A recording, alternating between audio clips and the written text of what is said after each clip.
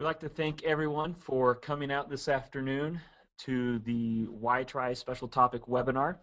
Today's special topic is framing and creating buy-in.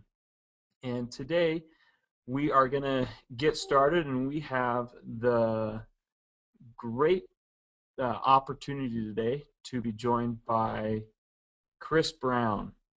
Chris Brown has been with Y-Tri for about 3 years now, and in my opinion, is probably one of our best trainers. He is fantastic, full of energy, and just can relate to all of us. If you've been able to be trained by Chris, you know what a pleasure it is. His expertise comes from about 15 years of teaching in high school, 7 years at the university level, and 20 plus years, I think, coaching athletics. He loves youth and has the ability to connect with them on multiple levels. But without too much more housekeeping here, I do have a few things that I want to go through as we participate in the webinar today. You can notice that you all have this GoToWebinar control panel on your screen. One of the most useful aspects of this control panel is the ability to ask questions. We need your questions. We like to interact with you. We want to be able to tailor this webinar to your specific needs. So if you have questions, go ahead and enter them into the box right here. And as you enter them in, I will be able to receive them and be able to talk or to either answer them directly to you, or I'll pass them to Chris and he'll answer them over the broadcast so that everyone can participate in it. At one point at the end of the webinar, we will have a specific question for everyone to answer. The way that you'll answer that question is in this control panel here. But with that, Chris, I'd like to get started and turn the time over to you. Thank you. It's good to be here today.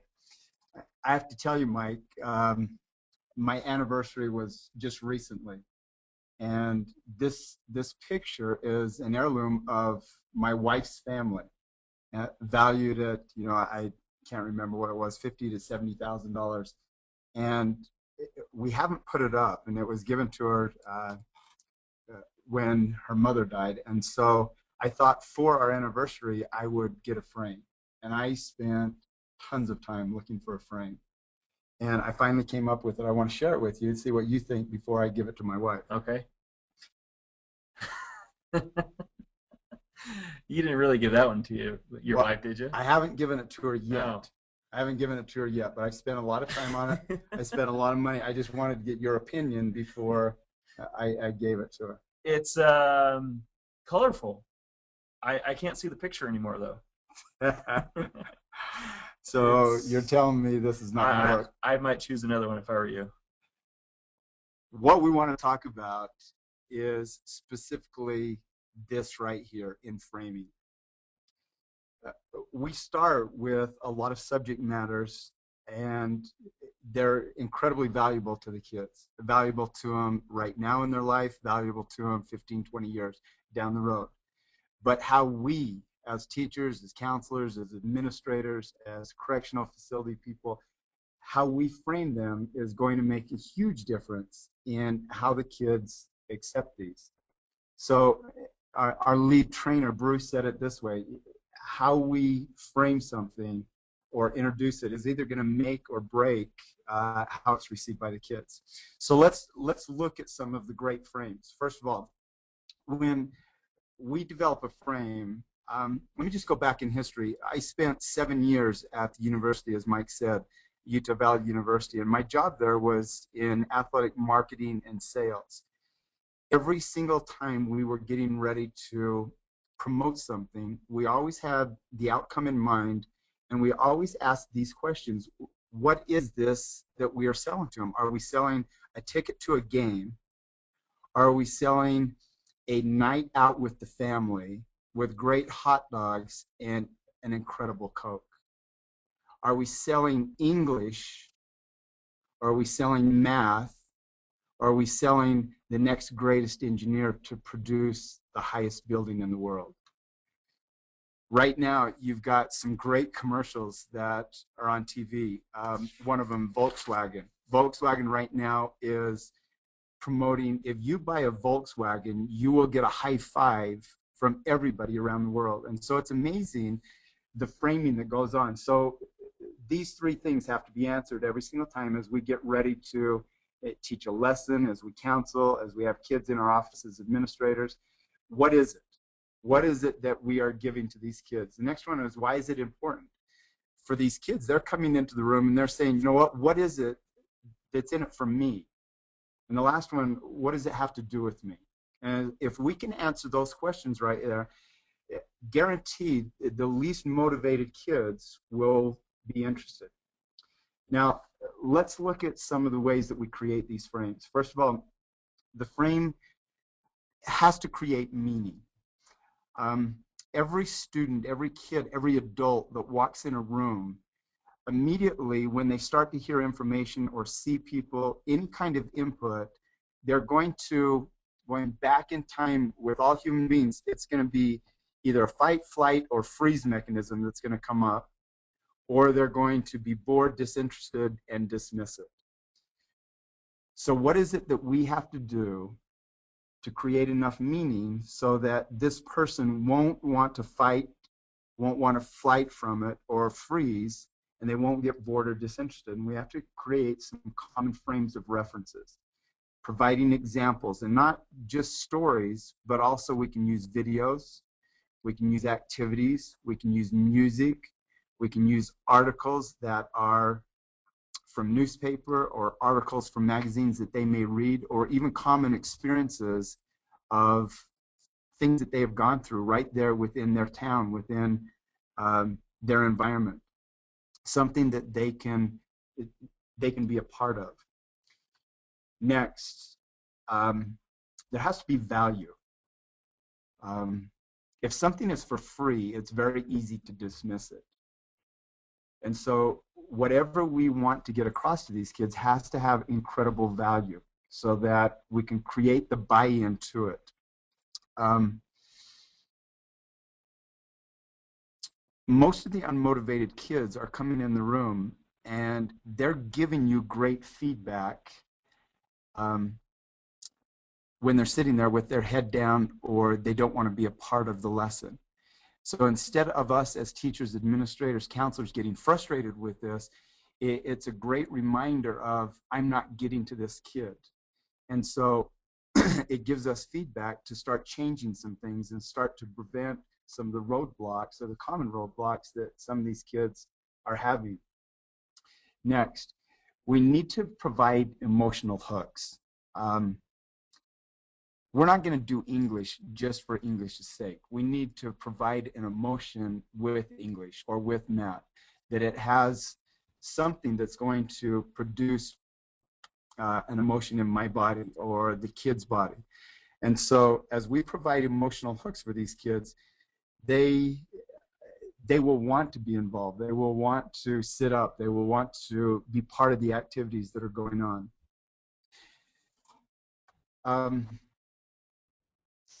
If we were going to teach the reality ride, and I would assume that many of you are using either Y-Tri or been associated with it, let's use the reality ride and let's take the main concept of decisions and choices have consequences in our life. Let's say we frame it this way. Frame is, how much do you think this paper or the picture that is on the wall or in front of them in this class is worth? And they would very commonly say it's worth pennies to us. And that's true. The paper itself is worth probably just a few cents. But I believe that when you see this and understand what it's about and the kind of meaning that it will have in your life, this picture will speak 1,000 words. And it'll also mean much more to you in dollars later on as you get the concepts. Now, as a teacher, we get to come into this classroom or this session with these either adults or kids, maybe even parents, and we have to have conviction first about the concept and the idea. If we're not passionate and enthusiastic about it, There's no way that the kids are. We model exactly what the kids are doing themselves. We have to believe in the concept, and we need to make sure that we're prepared and have put enough effort into it, because that is going to be what is surrendering the one-up is all about. That we have spent enough time and effort in this for them that they will feel that it's important also. The students are coming into the room with this. Why is this English class important? Why is this math important to me? Why is this social studies? Why do I have to listen? What is the need for it in my life? What does it have to do with me? And what is it going to mean later on in my life? Or what is it going to mean right now for me? And as soon as we can answer those questions, now we'll have a connection and we'll get the attention of these kids. So let me give you a few examples of framing that maybe many of you have heard sometime either in your schooling yourself, or maybe some that we've used ourselves. We have a problem. Can you imagine walking into an English class, or walking into, as a teacher or counselor, and the administrator stands up and the first frame that he gives you is, we have a problem. Well, every one of you as adults are going, you know, I have enough problems at home. I have enough problems with my own kids, my finances, and those kind of things. I don't need more problems.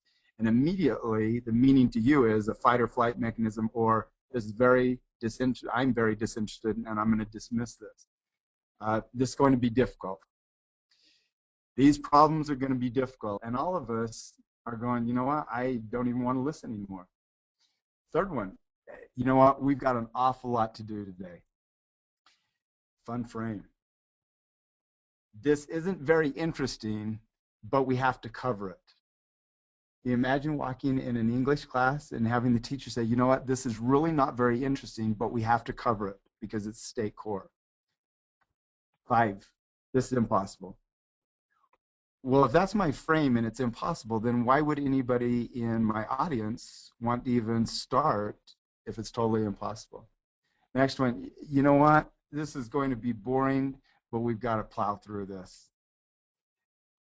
All of these 6 are frames that we've probably heard before, either from a teacher coming out of our mouth ourselves, or from maybe an administrator. Maybe you hear it as you go into your facility that you're either teaching or counseling in or administrating every single day. So let's play a little bit. Let's do a frame. Here's a statement. This is all we've got for resources. So it's just our tough luck. What I want to do is I want to give you some time right now. So you got an opportunity to use the box and write back a statement. I want you guys to take some time right now, and I want you to reframe this. I want you to take it and restructure it as if you are an administrator in a faculty meeting right now, meeting with all of your teachers, your counselors, all of the staff that you're working with, and you walk in knowing that you don't have a lot of resources for the year. And I want you to reframe this right now. I'm going to give you 30 seconds. I wish we had music right now to play for you.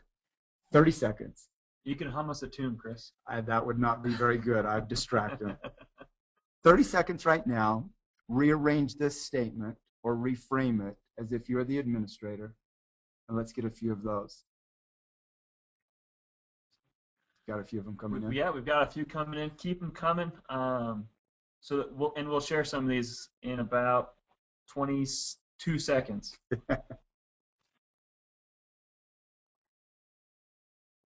Those are some good ones.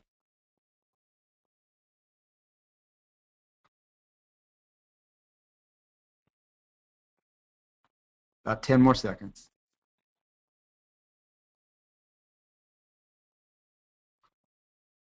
You're the administrator, faculty meeting, 70 teachers, counselors, and all the staff that are part of the school. We know throughout the United States, everybody has limited resources. How are you going to frame this for all of your people so that they are pumped up, they're ready to go, they're excited to start the school year? You got some there? Yeah, we've got some. Ready to have some? Yes. All right. Let's start with Courtney. Courtney said, we have a great chance to think outside the box and use our resources in a creative way this year. I like it. What do you think about that one? A very good one. Okay. Let's do Ashley. Hey, look at all the resources we have. We have a great opportunity to be creative this year. Good one. Is that showing the whole thing on there? Uh-huh. Okay. From Julie, we are very fortunate to be able to have those let me start over on that one. We are very fortunate to be able to have these limited resources. Let's use them wisely. That's a good one. I like it. Robin says, here's what we have to work with, folks. Let's brainstorm some creative ideas of how we can work with it. Okay. Like that one.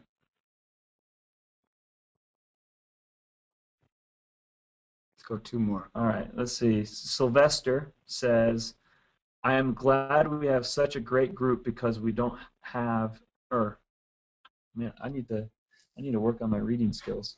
All right, let's try this again. I am so glad we have such a great group because we don't need many resources. All right, last one. Let's find a good one here. All right.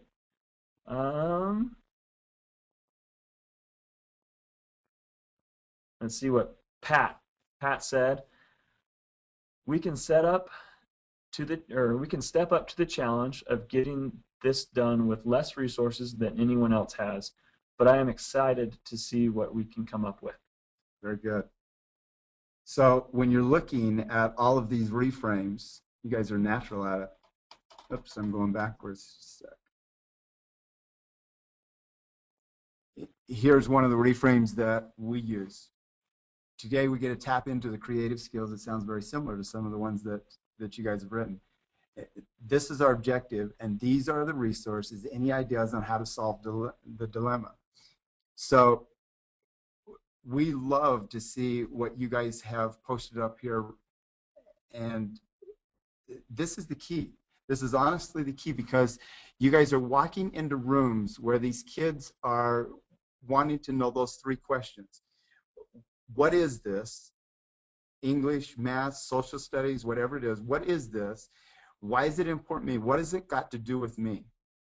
And if we can answer those questions every single time with a frame that is incredible, like the ones you have written, these kids will begin to be motivated. Now, we've just gone to you guys writing some. I have to tell you, this is not my favorite way of framing, of just talking to the kids. My favorite way to frame is to use a story. And you guys saw it modeled for you. I told you a story of my wife having a picture, not a true story. Any of you that have been in my training, you guys will laugh about that. But here is a picture, and it gets to be framed. And so I can use a story, I can use a video, I can use an activity, I can use a piece of music, I can use articles that are right there from the town that you're in. I can use experiences.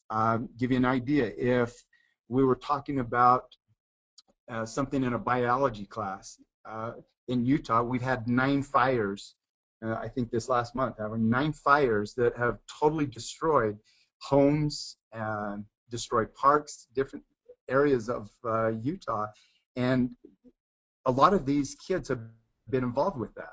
And so we could talk and frame that experience into maybe a biology class or a health class with first aid and different things that would need to be used with that. So in this framing, I want you to get that it doesn't always have to be a sentence or us auditorily telling them something.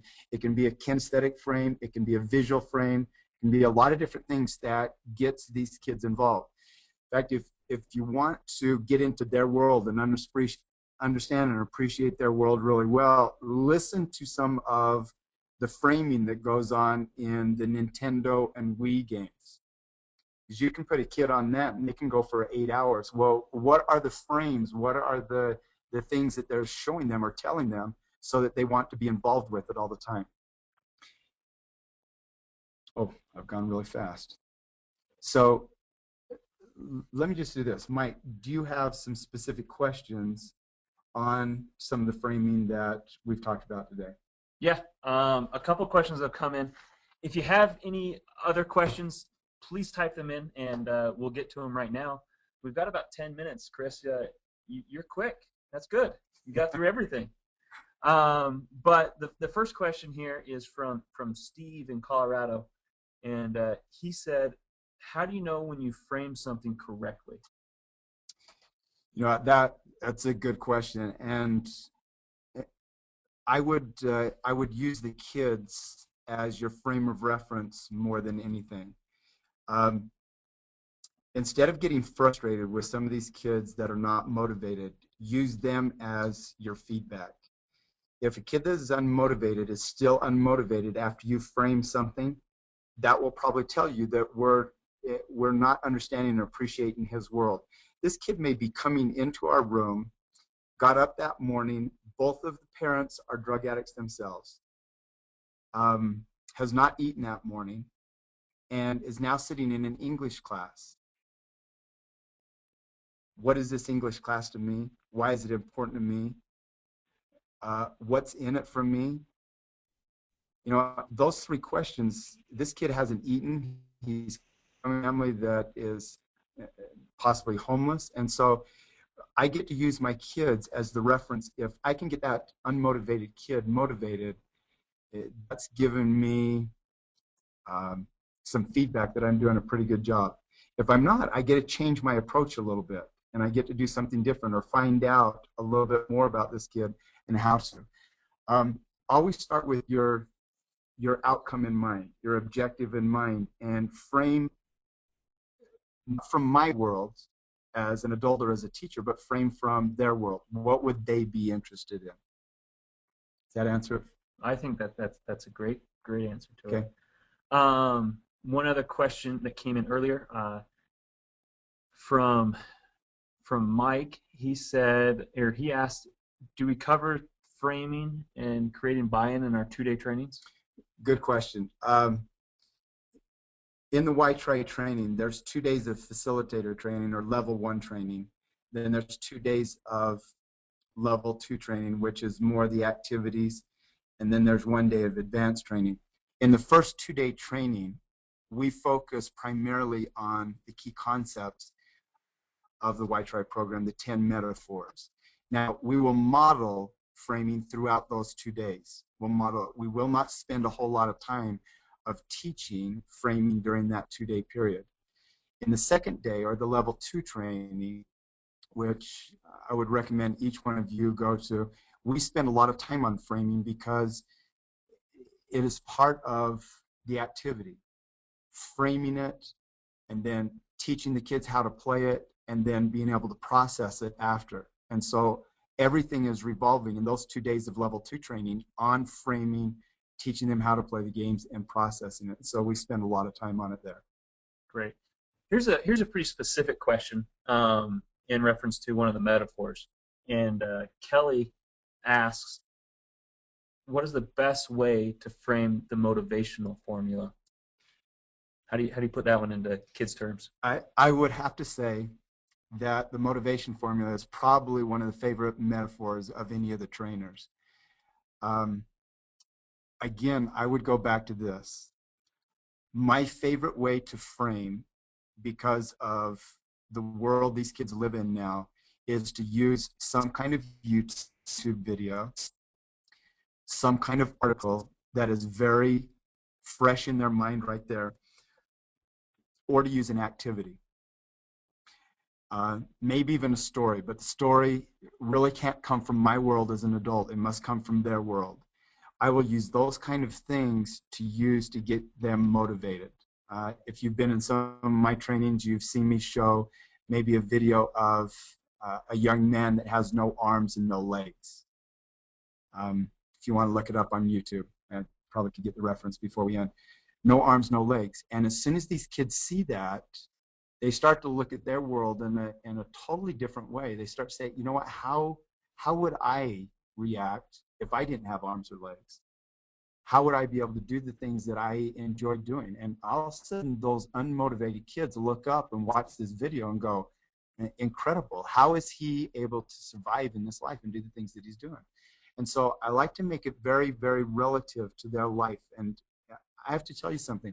I think I'm pretty good at what I do, but I cannot compete. I cannot compete with a video. I can't compete with the music industry. It's a multi-billion-dollar industry. I can't compete with the movie industry.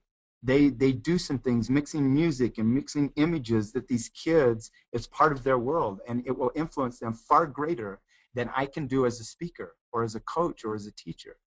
And so, great question. And in the motivation formula, it's one of my favorites because there are so many different videos and so many different stories of people doing amazing things that nobody thought that they could do. Great question. This one is good too. I think it's very applicable. Stephen asks, with youth being so intuitive these days, will the concept and utilization of framing be useful towards adults as well? You know, I have to tell you, I think it's more important to frame adults than it is the kids. One of my favorite places now, and most of you will laugh at this because we have remote control for our TV now, and we can either shut off the sound or turn the channel sitting where we are so we don't have to watch a commercial. I love the commercials now because every single commercial is a teaching moment for framing. They have got, literally, they have got either 15 seconds to 30 seconds to maybe a minute. And they spend millions and millions of dollars to be on there. They have to frame us so quickly that we will not change the channel. And so you think about the funny commercials that are on, or the interesting or just emotional commercials that come on. Every single one of them are framing us very, very quickly. And you can watch them frame. And so as an adult, if you're an administrator of a group of people, you better become an expert at framing if you want to be a great leader. If you are a teacher in a classroom of 30 students, some of them behavioral situations, you better be a great framer. And as you step into a room with adults or kids, you will get great feedback of whether you did a great job or whether you did a not so great job that day. Did that answer it? Yeah. Good. This one from Pat says, at what point do you let the kids do some of the framing? You know what? They're some of the best framers. They honestly are. I think a lot of them are born naturally to be framers. They're storytellers. They're musicians. Take their world, their talents, whatever they are, whether they're a musician, whether they're an athlete, whether they are in the drama club, whether they are, it does not matter what it is, and let them use their talents to frame specific events or specific things that are going on in the classroom. Make it so it's very short and easy, it's quick. 15 seconds to 30-second frames so that they're not having to speak tons, but they're using their talents, what they feel comfortable with, and doing it. That is a frame in and of itself to use the kids to be able to do it. I think they can do it better than we can because they're part of that group's world. All right, Chris, I think we got time for maybe 2 or 3 more. Okay. Okay, you okay with that? Yep. Okay. This one from Margaret. She asks, she's getting feedback from kids in a mocking way. Why try, Miss G? Why try? How do you respond to that? Tell me the question one more time. Okay. So it looks like she's working with kids, and they're kind of mocking her in a way and say, you know, why try, Miss G? Why try? How do you turn that question around and frame it in a way that can be more positive? Tough question. That is a tough question. I would like to be in the situation that they're in, that she's in. Put you on the spot. It is, because I'm not in that situation right now. I think every teacher has probably gone through that before. And I have to go back to my 15 years of teaching and coaching and go back to some of those kids that are saying that, whether it's verbal or whether it's just the unmotivated, just saying, you know what, I'm just going to put my head down and I'm done. I think my change came in my life in my 10th year, and many of you have heard my story when I was ready to get out of education, because I think I felt the same way that the person that's asking this felt. And I was ready to get out, and I watched somebody. I went to a conference. It was a 4-day conference, and I had an opportunity to watch somebody that was incredible change the lives of over 3,000 people sitting in the audience. And as I watched this individual do the things that he did, it wasn't what he said, it was what he did that made the difference for me. He modeled motivation. He modeled what he wanted us to do. And so when I look at my changes that occurred, is I've got to model the enthusiasm, the passion, everything for the subject matter that I am teaching. And recognizing their world and not coming from my world, because they could care less about my world. They do not care. They care about the reality of the here and the now, their relationships with their friends. And so as I created activities, found videos, used their music and the stories that were relative to them, all of a sudden that question of why should we try started to change to, you know what, maybe I will do just this event. Or, yeah, I'll participate in this one, but don't ask me to do any others. And as soon as they started to move and get involved, motion creates emotion. And as soon as I could get them involved in just one thing, it started to steamroll, and it changed whole classes. I think that's spot on right there, Chris. All right, last question, then we'll be done. Another might be a tough question for you here, Chris. We're putting you on the spot, but how would you frame an introduction to the topic of gang affiliation? Kind of probably a pretty sensitive topic. Be interesting what environment they're in. I was doing a training in New York, and I flashed up, those that are familiar with all the metaphors, I flashed up the visual of climbing out. And when I flashed it up, I had 2 correction officers in the back, and they immediately raised their hand and said, we can't use that picture. And not knowing and understanding and appreciating their world and the world they come from, I had to ask the question, why can't you use this? You mean you're just going to eliminate this metaphor? They laughed a little bit, and they said, we'll have to. And I said, you're serious? They said, yeah, we cannot flash that up in the facility that we're in. And I just kept questioning them. I said, why? You know what, we need to stop the train right now, because you're going to eliminate one of the metaphors. They said, if we flash that up in front of our kids, we have Crips in there, we have Bloods in there, and the blue and the red in this picture will not work. And then we have other gangs that are named Crabs. And if we flash this thing up there and just start talking about this, we're going to immediately have a war right within the class.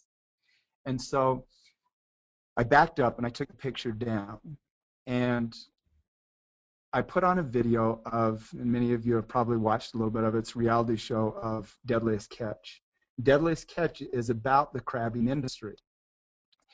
And so I showed a few pictures of that, and I put them in a frame of, you guys are my class now, or you guys are the group in this facility. And I said, there's none of you that would be able to do this job. It's the most dangerous job known to men. And if you're dealing with a whole bunch of gangbangers, they're all looking at you like, yeah, you got to be kidding me. We could do that. We do more dangerous things. And I just keep goading them a little bit. I said, this pays a lot of money, anywhere from $10,000 to $50,000 in a summer, but I don't think you guys can do it because it's a deadly job. And so they're laughing and giggling about the frame right there. And I said, do you know what they're fishing for? And all of them spoke up, we're fishing for crabs. Well, it wasn't me that mentioned the crabs now. It wasn't me that mentioned these things. These kids are framing it for me just by the questions in the video that I've shown up there. And then I asked them, do you know anything about crabs? Because they have some really interesting things about them. If you put one crab in a bucket and you leave it there without a lid on, will it be able to get back to its environment? And they said, yeah, it's strong enough. It'll be able to climb out and it'll get back. I said, what if you put 2 or more in there? They didn't know the answer. Says, so they haven't been around the crab industry. Did you know that they will basically kill each other? Not that they're going to beat each other up, but they'll keep pulling each other back down into this pot and they'll never get out. So they all started talking about this a little bit, and then I flashed up the picture. And all of a sudden, the 2 correction officers in the back said, oh my, we can teach this lesson. It's just in our framing of this lesson before we show the picture. And so telling you, all of you out there, I don't know the environments that you come from. You could be in a regular classroom. You could be in a correctional facility, a lockdown situation. You know your worlds you're coming from. And so before you ever start, you know your audience. You understand and appreciate their worlds. Frame it so that they are part of the frame, that they're answering questions. They're talking about it first. And then you can start putting some of the things up. It doesn't always have to be that you all of a sudden just flash up a picture and start talking about it. These discussions that you have about the Y-Tri program it is so flexible that you can do anything that you need to do to get them motivated and interest. Talk about the topics that they're talking about in their lives. Right there, the premise to end on. That if we're talking about the things that are happening in their lives, the relevancy to that, then we'll be able to frame any lesson, any topic, any scenario in a way that they'll catch on and they'll learn from. But with that, Chris, I think we've answered all the questions that come in that we want to get to today. And just a reminder that we'll be doing another webinar next month, the second Wednesday of the month. I believe next month is going to be focused on our PowerPoint presentation and how we can customize that for our own individual classes and groups. A little more technical, but very informative and very needful. That'll be a great one because we get a lot of questions about that at the trainings that we go to. Would you mind if I just followed up just with the last part of this? Yeah, go ahead. Go ahead. I just wanted to stress one more time on this picture that you've got up. If you will go into every single thing that you do with Y-Tri with the frame in mind, what is this first? Why is it important to them? So that they can ask the question, what's in it for me? What does it have to do with me? If you can do that and do it on a level of their reality of how is it going to make a difference in my life right now, not 10 years down the road, because some of them won't look 10 years down the road or 20 years down the road. How does it make a difference for them right now? If they can get that, they will start to be motivated. Thank you, Chris. And with that, we'll wrap up today's webinar and hopefully see everyone next month. Thanks. Thank you.